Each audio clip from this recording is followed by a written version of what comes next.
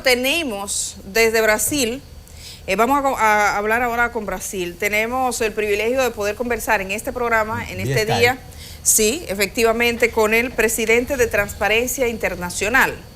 Él es el señor Bruno Brandão. Como saben, en el día de ayer fue condenado João Santana, un publicista, que era el principal asesor de la campaña del presidente Danilo Medina, y fue condenado en Brasil. También está el tema del requerimiento de información por parte de los países, este acuerdo, por ejemplo, que ha llegado a República Dominicana. Para verlo desde la perspectiva brasileña, incluyendo todo este tema, es que hemos logrado este contacto con Bruno Brandão. Muy buenos días, Bruno. De nuevo, aquí en Enfoque Matinal. ¿Puede repetir, por favor? Sí, buenos días. Vamos a comenzar, Bruno, tal como le comentaba, supongo, nuestro productor. En el día de ayer se produjo la condena a 8 años de prisión de João Santana. Usted que dirige Transparencia Internacional, ¿qué tanto saben, qué tanto se conoce en Brasil de las actividades de este publicista que fue arrestado nada más llegar desde la República Dominicana? Y que salió de aquí de dirigir la campaña electoral del presidente Medina. Ahí va con la esposa, que fue condenada también. Díganos, señor Bruno. Exactamente, justo la primera prisión de João Santana, él estaba justo en República Dominicana, ¿no? Como ustedes recuerdan bien, ¿no? Entonces es muy marcada la relación con el país de ustedes, pero también otros países en América Latina, porque él era gran parte de ese esquema. Ese esquema tenía 3 pilares, ¿no? Las constructoras brasileñas, las grandes empresas, los políticos brasileños y los que llamamos marqueteros, que son los que hacen marketing político, ¿no? De las campañas, porque están vinculados. En muchos casos esos servicios de marketing van lado a lado con el lavado de dinero. Es la actividad más fácil de lavar dinero y transferir recursos a campañas directamente a políticos, ¿no? Es difícil de cuantificar, precificar actividades abstractas de creación y cosas de ese tipo, impresión, cosas de ese. Entonces es muy fácil lavar dinero. Por eso era un mecanismo que iba junto a los otros pilares de los esquemas de corrupción, esos grandes esquemas de corrupción, aquí en Brasil y en América Latina. En el caso de João Santana, hasta el momento, ¿qué se sabe? Sabemos, por ejemplo, que hay un debate grande en Colombia sobre dinero que se cree fueron otorgados para la campaña del ex candidato Zuluaga, del partido de Uribe, del expresidente Uribe, pero ¿se sabe cuánto dinero, hay datos en la decisión judicial de cuánto dinero se dio a las campañas electorales y de qué países? Exactamente, porque en el trabajo que hizo el grupo de Gorriti, se establece una ruta del dinero a través de Santo Domingo, se llama así mismo la ruta de Santo Domingo, la ruta dominicana, y uno le interesaría saber si, como fue un proceso de delación premiada, si ha trascendido algo del vínculo de João con el resto de las campañas electorales de América Latina. Sí, bueno, lo que se sabe concretamente de valores es muy poco lo que se sabe, no poco los valores son muchos, pero se sabe poco, y se sabe poco justo por eso. Brasil está priorizando las investigaciones nacionales. Es lamentable, tiene la obligación de investigar los crímenes de las empresas, de los individuos brasileños en el extranjero, ¿no? Como signatario de la Convención contra el soborno transnacional de la OCDE, de la OCDE, Brasil debería también procesar esos casos de soborno transnacional, pero hay una limitación de capacidad también, no es solo voluntad política, es una limitación de capacidad. Es tan gigante ese caso que los fiscales están priorizando los crímenes en Brasil. Algunos países están cooperando más, entonces hay más información, otros mucho menos, pero depende mucho del protagonismo de las autoridades locales, porque no va a depender de Brasil. Si depende de los fiscales brasileños, esa investigación no va a hondo en los países. Depende mucho de la presión sobre las autoridades fiscales. Lo que se sabe de João Santana, ese caso concreto, para que se pueda tener una magnitud de los valores que están hablando, el pedido de indemnización del juez Sérgio Moro a João Santana es un mínimo de 30 millones de dólares. Ese es el valor que salió en su sentencia. 30 millones de dólares que tiene que reparar a los cofres oficiales brasileños. Entonces, para tener una magnitud general, pero no se sabe, o por lo menos no tenemos acceso a la información individualizada de los valores por países. Dentro de la logística del movimiento judicial que se hace a los imputados, como en este caso, diferente a República Dominicana y muchos países de América Latina, donde los acusados se trasladan por la parte posterior de las edificaciones, se les moviliza sin que se le pueda observar el semblante, el rostro de que van esposados. ¿Qué mensaje quiso mandar el gobierno de Brasil al permitir o facilitar que los medios de comunicación graficaran cuando se desmontaban del vehículo e ingresaran a la sala del aeropuerto o del espacio judicial? Eso está siendo una práctica aquí bastante común, de hecho. Hay diferentes frontes de investigación. Hay una frente en Curitiba, hay una frente de Lava Jato en Río y hay una frente de investigación en Brasilia. Curitiba es la sede, es la principal, ahí están la mayoría de los casos. Luego Brasilia son las autoridades, solo los ministros, los diputados, senadores, quizá el presidente de la República, no se sabe. Esos tienen lo que llaman foro privilegiado. Solo pueden ser investigados y acusados por el fiscal general y juzgados por el Supremo Tribunal Federal. Por eso hay otro frente. Especialmente en Río hay una práctica, una exposición muy grande de los acusados. Cuando son presos en esas operaciones, los exponen mucho. Ahora el multimillonario brasileño Ike Batista fue uno de los hombres más ricos del mundo, fue número 7 en el mundo. Ahora lo mostraron con su cabeza raspada, el pelo raspado, andando de chanclas en la prisión, iba saliendo para hablar con el juez de chanclas y con su pelo raspado. Es una exposición, sí. La gente le gusta, la verdad es que le gusta, pero quizás sea un poco demasiado ahí para los principios, ¿no? De civilidad. Bueno, recordamos que estamos conversando con el presidente de Transparencia Internacional en Brasil, Bruno Brandão. Quisiéramos preguntarle, en el caso de João Santana, si usted fuera a describir quién es João Santana, que había sido un hombre ya cuestionado desde antes de su arresto por las prácticas en las campañas electorales. Vimos algunos artículos que llegaron a publicarse. Sabemos que parte de la investigación ha sido dada, aunque no completa. Que usted pudiera describirle al pueblo dominicano quién es este brasileño y cómo fue su ascenso y cómo fue que se convirtió en asesor de múltiples campañas de gobernantes en todo el mundo. Bueno, João Santana es un publicitario del estado de Bahía en Brasil. Es un estado, de hecho, donde salieron muchos publicitarios y muchos publicitarios conectados con la política, ¿no? Con las campañas políticas. João Santana surgió no hace mucho en la escena política, que apareció en la escena política central nacional hace poco. Porque antes de João Santana era el publicitario Duda Mendonça, el gran nombre en Brasil, era el publicitario Duda Mendonça, que también hacía trabajos en países extranjeros. Pero Duda Mendonça cayó en el esquema del mensalão, muy parecido el esquema gigante, el esquema de pagos mensuales a diputados, senadores por el partido de Lula en este entonces, la administración de Lula.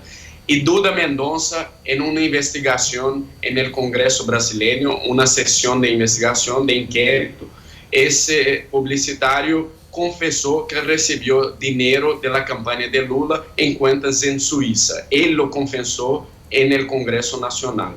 Y eso podría haber tronado el gobierno Lula. Solo esa afirmación sería suficiente jurídicamente para tronar el gobierno Lula. Pero hubo un gran acuerdo político entre oposición y situación, y arreglaron la situación para que no cayera el gobierno.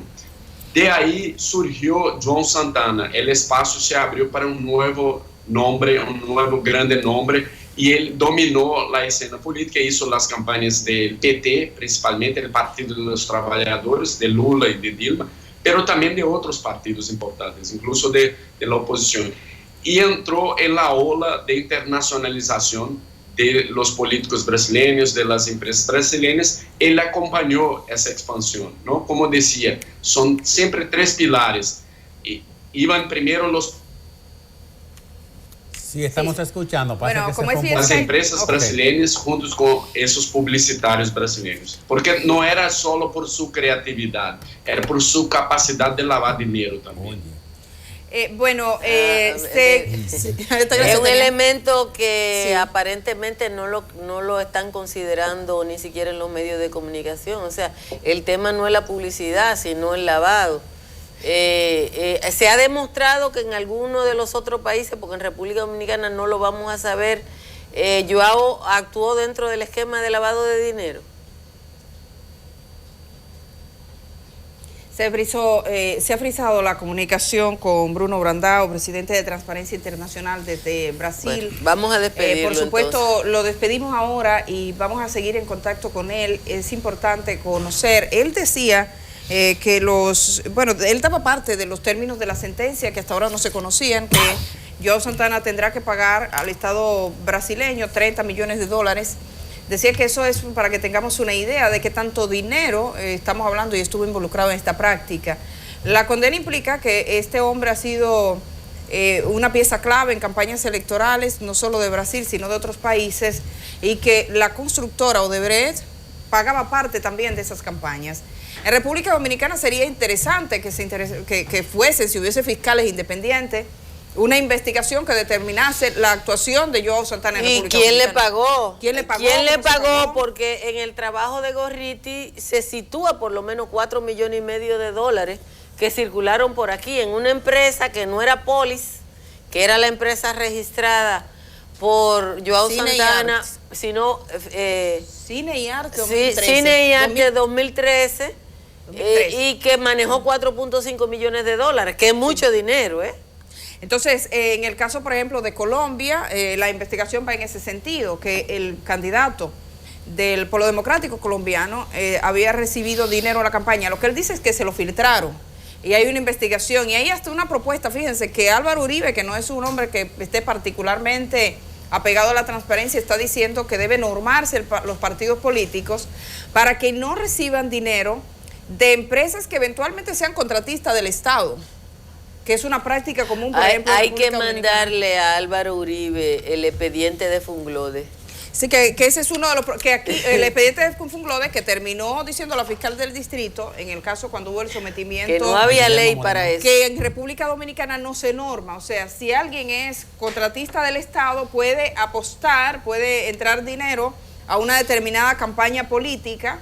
Y yo siempre he preguntado, cuando las empresas hacen eso, ¿es un gasto o una inversión?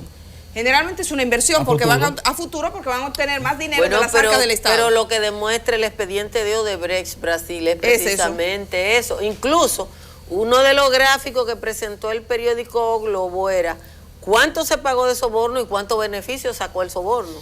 Ahora, sí. O sea, en el caso dominicano, Odebrecht reconoce que el soborno le generó los $92 millones de soborno generaron ganancias por 163 millones. Por la sobrevaluación de las obras que se construyeron con el soborno. No dice eso. No. Nada más dice. Pues no se ha cuantificado cuánto en la sobrevaluación de las obras. Bueno, es que otra cosa, porque si usted mira el gráfico que tenemos nosotros, que preparó el profesor Cándido Mercedes, de cuánto contrataban las obras y cuánto terminaban, la sobrevaluación es mucho mayor. Miren, en el caso de Joao Santana, hemos tenido esta interrupción, pero creo que alcanzó el presidente de Transparencia Internacional desde Brasil a darnos suficientes datos. Decía que, por ejemplo, en Colombia hay una investigación abierta para la actuación de una empresa vinculada a Joao Santana, que es la empresa Duda, que él la mencionó, Duda Mendoza, que también es en términos publicitarios, pero era una vía de inyectar... Y trabajó aquí, yo lo conocí, él trabajó aquí. De inyectar dinero a campañas electorales. Entonces, en República Dominicana lo que pasa, si el sistema electoral funcionara... Creo que fue en la primera campaña de Danilo Medina.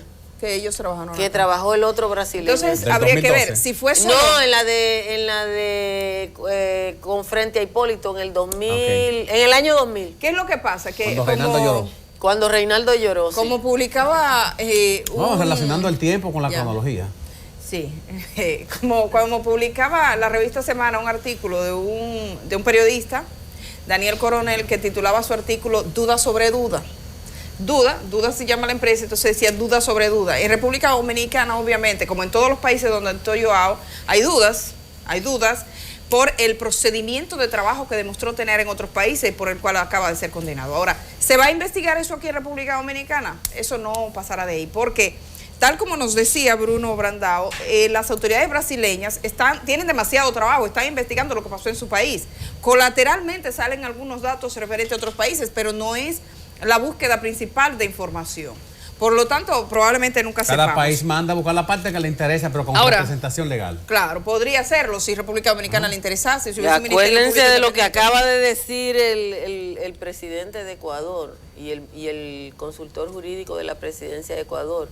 Ecuador contrató un bufete de abogado en Brasil para representarlo ante la justicia brasileña para garantizar el flujo de información. Ahora, ¿quién era Joao Santana en República Dominicana? Que tenemos a Bruno, de nuevo, me dicen, Bruno Brandao, de nuevo con nosotros se cortó la comunicación. ¿Me escucha perfectamente? Se escuchó bien. Ok, perfecto. Hasta este momento, el expediente o la sentencia, quisiera saber si la sentencia referente al señor Joao Santana se conoce en su integridad y si sus declaraciones tendrán la misma objeción de ser públicas, tal como se han hecho con los 77 delatores. No, es otro acuerdo, es un acuerdo distinto. El acuerdo de los 77 de Odebrecht y de la propia empresa era un paquete. Ese es otro, son otros términos de negociación. No se sabe todavía exactamente el contenido de esa negociación. Eso no hay información todavía. Y es una información muy relevante porque, como decía, era un pilar de la exportación de la corrupción, ¿no? Iba junto al pilar de las campañas políticas. Y iba João Santana no porque era un genio de la invención de la publicidad, pero iba João Santana también no porque sabía hacer campañas políticas, porque sabía lavar dinero también. Entonces no es solo por su creatividad que lo contrataban. Lo contrataban también porque era una pieza clave de los esquemas de corrupción, de pago de coima. Quisiera preguntarle con relación a los 77 y a la delación. Cuando conversamos con usted anteriormente, usted nos decía que las delaciones de los 77, en el caso de Odebrecht, y estoy pasando al caso de Odebrecht, serán, sabemos que están embargadas, por utilizar un término, y que serán públicas hasta 6 meses, a mitad de año prácticamente, cuando sean publicadas. Ayer, el Procurador General de la República Dominicana, y esto le estoy informando a usted, ha anunciado un acuerdo para el pago por parte de Odebrecht de $184 millones a República Dominicana, que será en un término de 8 años, y dentro de las cosas que el Procurador anuncia como fruto de ese acuerdo es que Odebrecht va a suministrar a la República Dominicana, en este caso a la Procuraduría, el resultado de esas delaciones. Entonces, nosotros estábamos al principio conversando aquí de que si esas delaciones tienen carácter público, serán públicas, y República Dominicana va a utilizar a la propia constructora para que le traiga las delaciones. Me gustaría que usted se refiriera en ese sentido, cómo va a ser ese proceso de publicidad y de conocimiento de lo que han dicho estos 77. Okay. Uno de los, primero de todo, eso todo era confidencial. Mismo la cláusula de confidencialidad era confidencial ella misma, no se podría saber. Pero eso se filtró, eso se salió en la prensa y eso se volvió público, algo público. Y ahí empezó una discusión sobre la legitimidad de una cláusula como esta, porque los países tienen el derecho de saber, las autoridades extranjeras, principalmente la gente, la sociedad de estas naciones tiene el derecho de saber esa información. Pero ¿cuál era la justificación? Por lo menos lo que decían algunos fiscales, era que por cuestiones de seguridad de algunos de esos agentes, de esos ejecutivos, que vivían hace años en algunos países, con altísimo riesgo de retaliación por las delaciones que hicieron, nombrando a autoridades locales, había un riesgo de seguridad, de la integridad física de estas personas. Pero eso nos parece una justificación bastante limitada, porque podría simplemente trasladar a esa gente de regreso a Brasil o donde sea seguro que estén, ¿no? No 6 meses para eso, ¿no? Pero también se habla, aquí se discute que una de las justificaciones era para que la empresa voluntariamente se ofreciera a colaborar con las autoridades extranjeras, como por ejemplo, como lo relatan ustedes, con la autoridad de República Dominicana. Es un acto voluntario y por ser voluntario tiene ciertos beneficios, ¿no?, en la colaboración. Eso podría ser.